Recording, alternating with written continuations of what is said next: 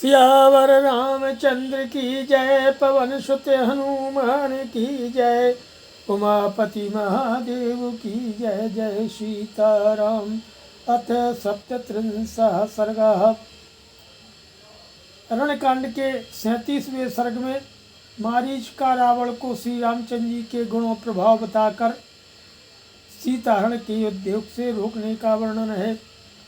कि तत्श्रुत्वा राक्षसेन्द्रस्य वाक्यं वाक्यविशारदः प्रत्युवाच महातेजः मारीचो राक्षसेश्वरम्।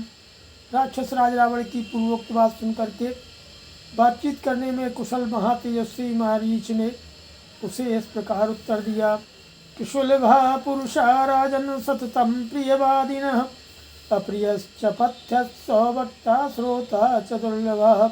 हे राजन, सदा प्रिय वचन बोलने वाले पुरुष तो सर्वत्र सुलभ होते हैं, परंतु जो अप्रिय होने पर भी हितकर हो, ऐसी बात के कहने और सुनने वाले दोनों ही दुर्लभ हैं। ननूनम बुद्धिशे रामम महावीर गुणोन्नतम, अयुक्तचारश्चपलो महेंद्र वर्णोपमम्।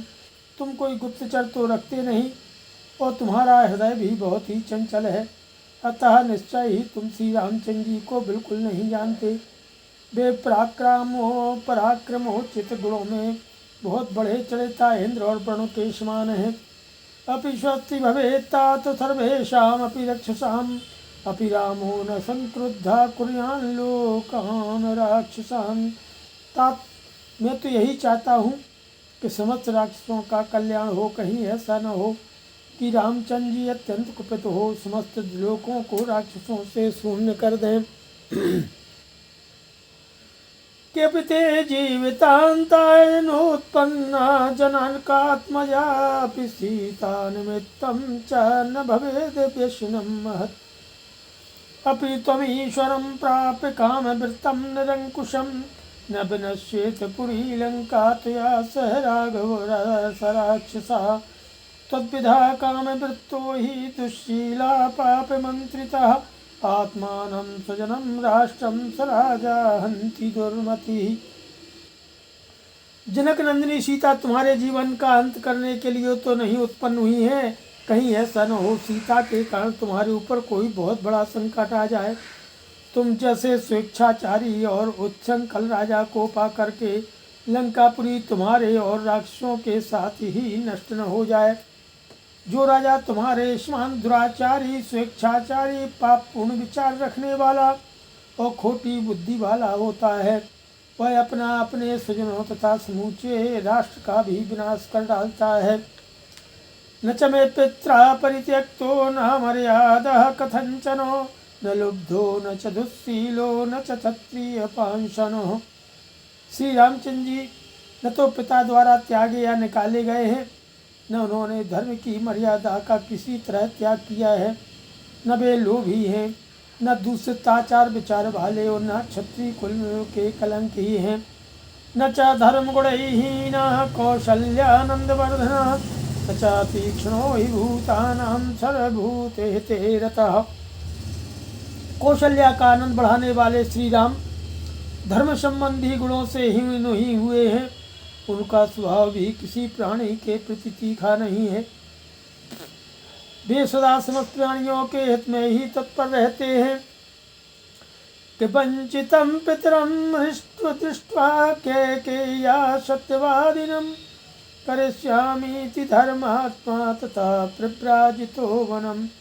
रानी कैकेयी ने पिता को धोखे में डालकर मेरे वनवास का वर मांग लिया। यह देखकर धर्मात्मा श्री राम ने मन ही मन यह निश्चय किया कि मैं पिता को सत्यवादी बनाऊंगा। इस निश्चय के अनुसार वे स्वयं ही वन को चल दिए। कि यह प्रिय कामार्थम पितुर्दशरथस्य च, हित्वा राज्यं च भोगांश प्रविष्टो दंडकावनम्।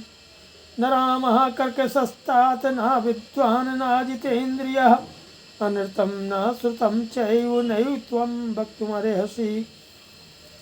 माता कैकेयी पिता राजा दशरथ का प्रिय करने की इच्छा से ही वे स्वयं राज्य और भोगों का परित्याग करके दंडक वन में प्रविष्ट हुए हैं।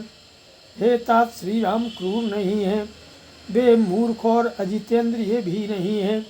श्री राम में मिथ्या भाषण का दोष मैंने कभी नहीं सुना है, अतः उनके विषय में तुम्हें ऐसी उल्टी बातें कभी नहीं करनी चाहिए।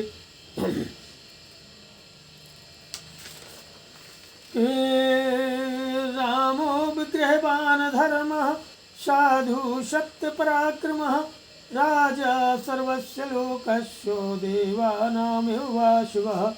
श्री राम धर्म की मूर्तिमान स्वरूप है, वे साधु और सत्य पराक्रमी हैं। जैसे इंद्र समस्त देवताओं के अधिपति हैं, उसी प्रकार श्री राम भी संपूर्ण जगत के राजा हैं।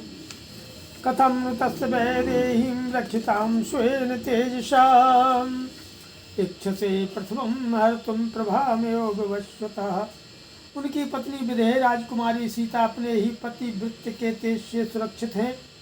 जैसे सूर्य की प्रभा उससे अलग नहीं की जा सकती, उसी तरह सीता को श्री राम से अलग करना संभव है।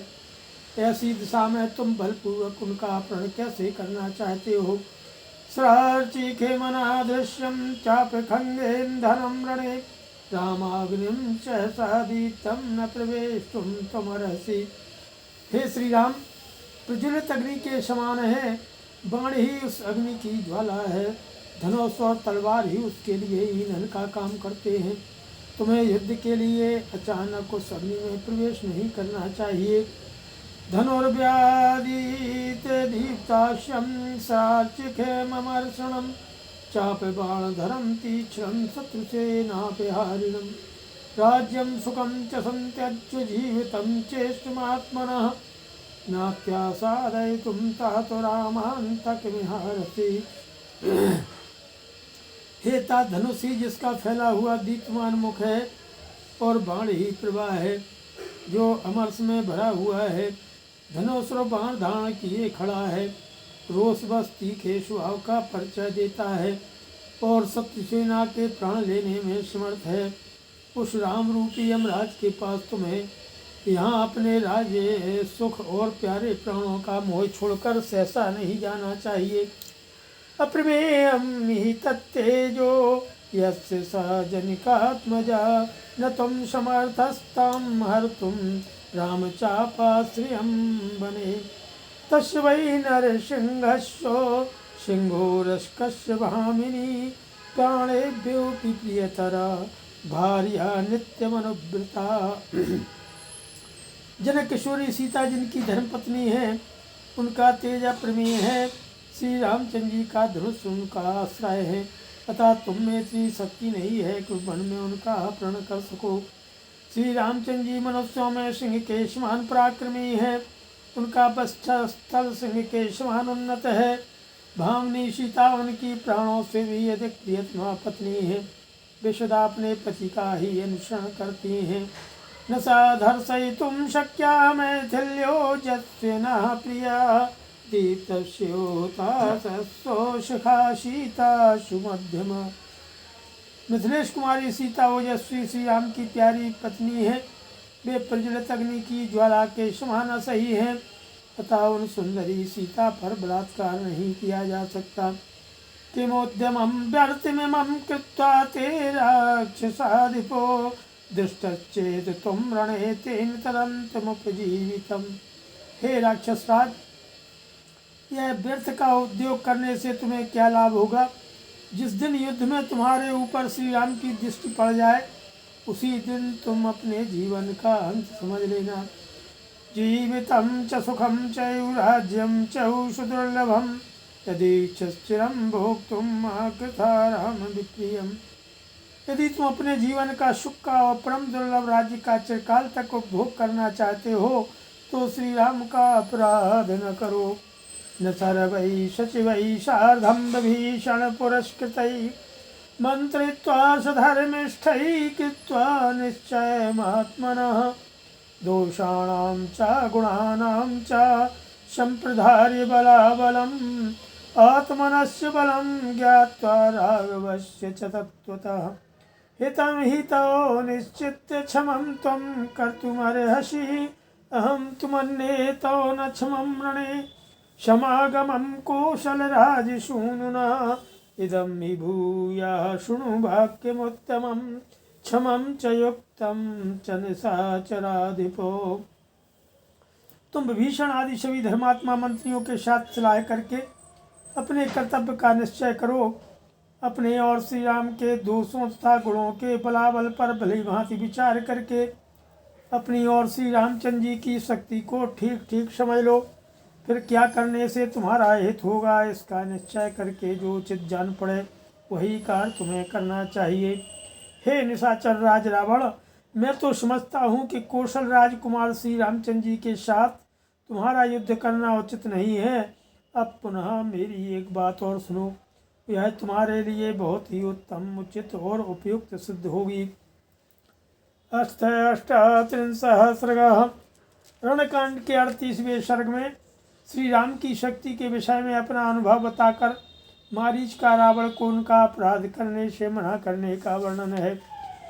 कदाचिदप्यहं वीर्यात् पर्यटन पृथ्वी ममां बलम नाग सहस्रस्य धारयन् पर्वतोपमः।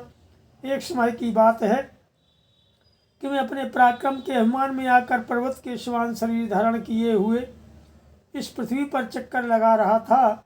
उस समय मुझ में 1000 हाथियों का बल था। नीलजीमूर्ति शंकास्तप्त कांचन कुंडलः भयं लोकस्य जनयन् किरीटी परिखाय परिघायुधः व्यचरन् दंडकार्णं ऋषिमांसानि भक्ष्यन्। मेरा शरीर नील मेघ के समान काला था। मैंने कानों में पक्के सोने के कुंडल पहन रखे थे। मेरे मस्तक पर किरीट था और हाथ में परग। मैं ऋषियों के मांस खाता और समस्त जगत के मन में भय उत्पन्न करता हुआ दंडकारण्य में विचर रहा था कि विश्वामित्रोऽति धर्मात्मा मदवित्रस्तो महामुनि स्वयं गत्वा दशरथं नरेन्द्रमिदमब्रवीत्। इन दिनों धर्मात्मा महामुनि विश्वामित्र को मुझसे बड़ा भय हो गया था।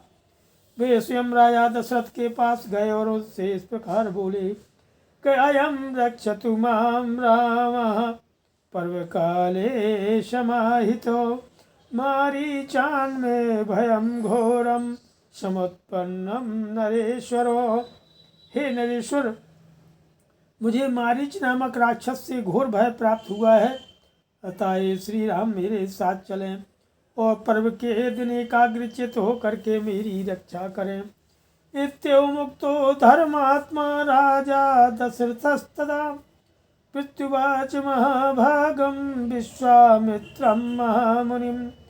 ऊनद्वादश वर्षोऽयं कृतास्त्रश्च राघवो कामं तु मम तत्सैन्यं मया सह गमिष्यति बलेन चतुरांगेण सम्मेत्य निशाचरं वधिष्यामि मुनिश्रेष्ठो शत्रुं तव यथेप्सितं।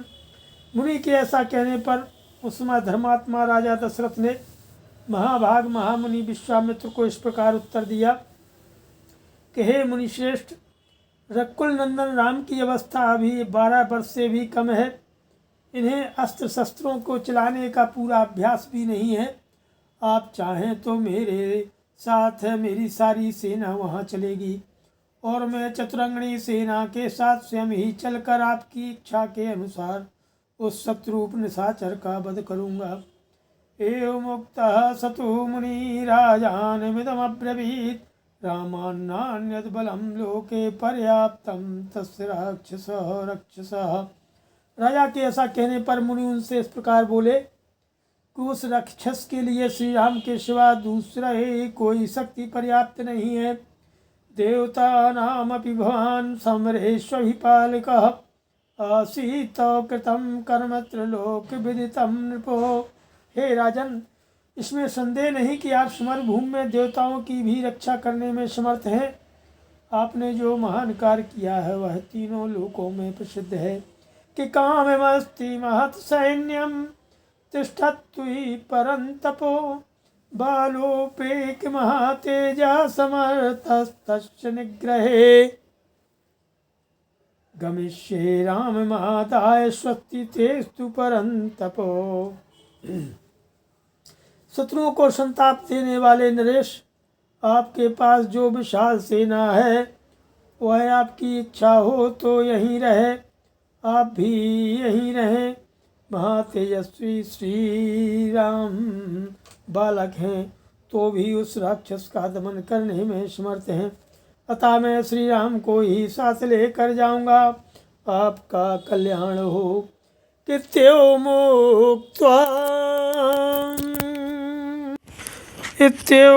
मुक्त्वा स पुनिस्तमादाय नृपात्मजं जगाम परम प्रीतो विश्वामित्रः श्रमश्रमम्।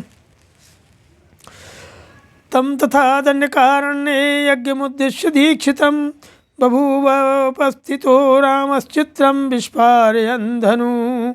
ऐसा कह करके लक्ष्मण सहित राजकुमार श्री राम को साथ लेकर के महामुनि विश्वामित्र बड़ी विषन्नता के साथ अपने आश्रम को गए और इस प्रकार दंडकारण्य में जा कर के उन्होंने यज्ञ के लिए दीक्षा ग्रहण की और श्री राम अपने अद्भुत धनुष की टंकार करते हुए उनकी रक्षा के लिए पास ही खड़े हो गए।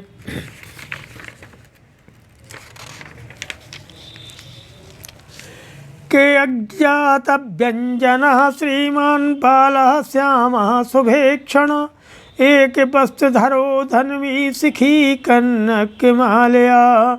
उस समय तक श्री राम में जवानी के चिन्ह प्रकट नहीं हुए थे, उनकी किशोर अवस्था थी। वे एक शोभाशाली बालक के रूप में दिखाई देते थे। उनके श्रीअंग का रंग सांवला और आंखें बड़ी सुंदर थीं।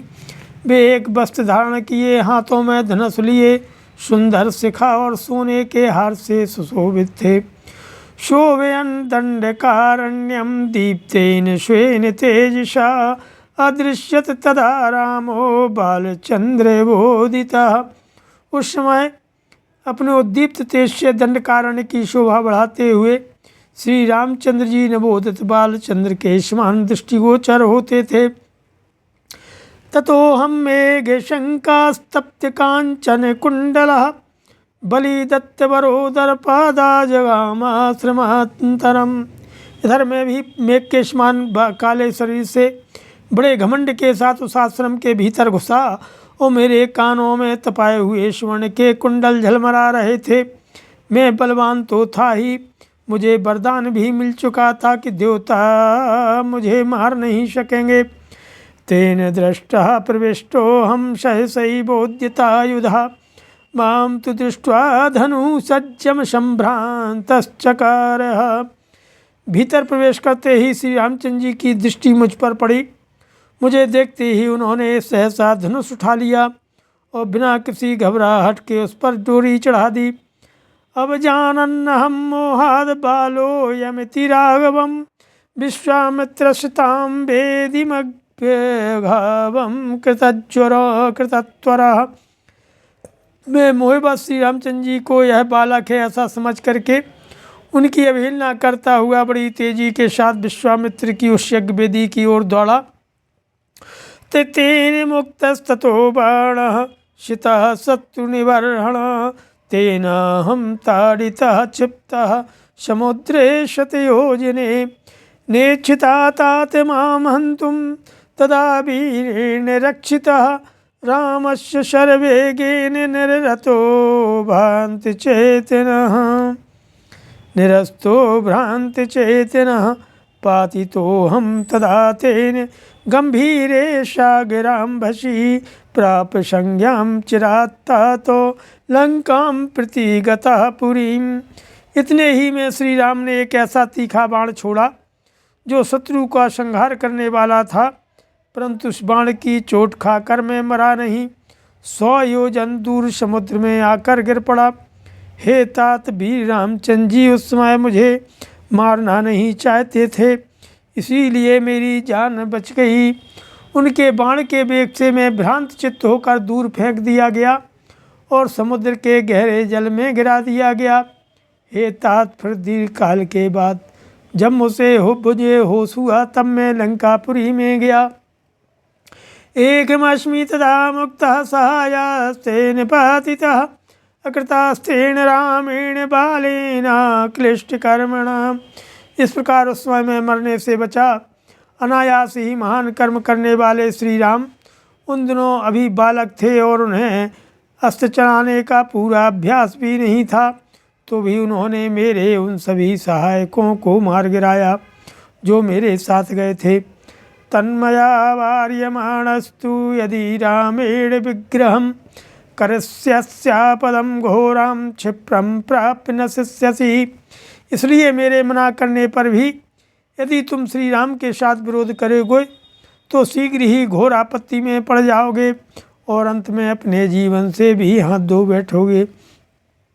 क्रीडार्थ विधिज्ञानां समाजोत्सवदर्शिनां रक्षां च संतापमनर्थं च हरिष्यसि। खेल कूद और भोग विलास के क्रम को जानने वाले तथा सामाजिक उत्सवों को ही देख देख कर दिल बहलाने वाले राक्षसों के लिए तुम संताप और अनर्थ बुला लाओगे। हर में प्रासाद संबाधां नाना रत्न विभूषितां द्रक्ष्यसि त्वं पुरीं लंकां विनष्टां मैथिली कृते। मिथिलेश कुमारी सीता के लिए तुम्हें धनियों की अट्टालिकाओं तथा राजभवनों से भरी हुई एवं नाना प्रकार के रत्नों से विभूषित लंकापुरी का विनाश भी अपनी आँखों से देखना पड़ेगा। अकुर्वन्तोऽपि पापानि शुचयः पाप संश्रयात् पर पापैर्विनश्यन्ति मत्स्यानां हृदये यथा। दिव्य चंदन दिग्धांगान दिव्याभरण भूषितान द्रक्षस्य भेतान भूमौ तव दोषात्तु राक्षसान्। जो लोग आचार विचार से शुद्ध हैं और पाप या अपराध नहीं करते हैं, वे भी यदि पापियों के संपर्क में चले जाएं तो दूसरों के पापों से ही नष्ट हो जाते हैं। जैसे सांप वाले सरोवर में निवास करने वाली मछलियां उस सर्प के साथ ही मारी जाती हैं। तुम देखोगे कि जिनके अंग दिव्य चंदन से चर्चित होते थे तथा जो दिव्य आभूषणों से विभूषित रहते थे, वे ही राक्षस तुम्हारे ही अपराध से मारे जाकर पृथ्वी पर पड़े हुए हैं। हृतदारान सतारांच दश विद्रवतो दिशः हतशेखान शरणान द्रक्ष्यसि त्वं निशाचरान। तुम्हें यह भी दिखाई देगा कि कितने ही निशाचरों की स्त्रियां हर ली गई हैं और कुछ की स्त्रियां साथ हैं तथा वे युद्ध में मरने से बचकर असहाय अवस्था में दसों दिशाओं की ओर भाग रहे हैं। सरजारि परिक्षिप्तामग्निज्वाला समावृतां प्रदग्ध भवनां लंकां द्रक्ष्यसि त्वम् असंशयम्। परदाराभिमर्शा तु नान्यत् पापतरं महत् प्रमदानां सहस्राणि तौ राजन् परिग्रहे। भवसुधारनिरतः शुक्लं रक्ष राक्षसान् मानं वृद्धिं च राज्यं च जीवितं चेष्टमात्मनः। निस्संदेह तुम्हारे सामने यह दृश्य भी आएगा कि लंकापुरी पर बाणों का जाल सा बिछ गया है। वह आग की ज्वालाओं से घिर गई है और उसका एक एक घर जलकर भस्म हो गया है।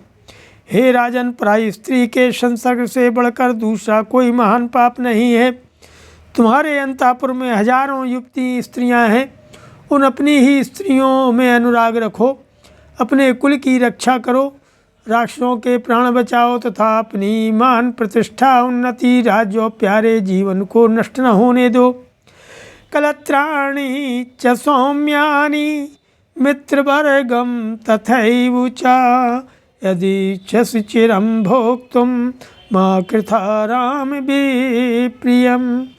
निवार्यमाणः सुहृदा मया भृशं पृच्छयसि तां यदि दर्शयिष्यसि गमिष्यसि क्षीणबलः सबान्धवो यमक्षयं राम शरास्तु जीवितः। यदि तुम अपनी सुंदरी स्त्रियों तथा मित्रों का सुख अधिक काल तक भोगना चाहते हो तो श्री राम का अपराध मत करो। मैं तुम्हारा हितैषी मित्र हूँ। यदि मेरे बारंबार मना करने पर भी तुम हठपूर्वक सीता का अपहरण करोगे तो तुम्हारी सारी सेना नष्ट हो जाएगी और तुम श्री राम के बाणों से अपने प्राण गंवा करके बंधु बांधवों के साथ हम लोग की यात्रा करोगे। श्रीमद् रामायणे वाल्मीकि आदि काव्ये अरण्यकाण्डे 38 सर्गः। सियावर रामचंद्र की जय, पवन सुत हनुमान की जय, उमापति महादेव की जय। जय सीताराम। मंत्रहीनं क्रियाहीनं भक्तिहीनं जनार्दन प्रभो